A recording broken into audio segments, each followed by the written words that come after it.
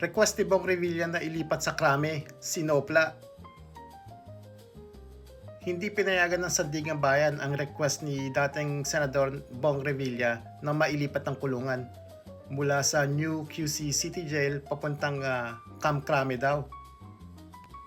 Ano ba meron dito sa Camp Crame at mukhang maraming gustong lumipat dito sa kulungan na ito? Ayon kasi sa Sandigan Bayan, ang lahat ng mga nasangkot sa korupsyon patungkol nun sa flood control projects doon itatapon sa New QC City Jail sa Payatas.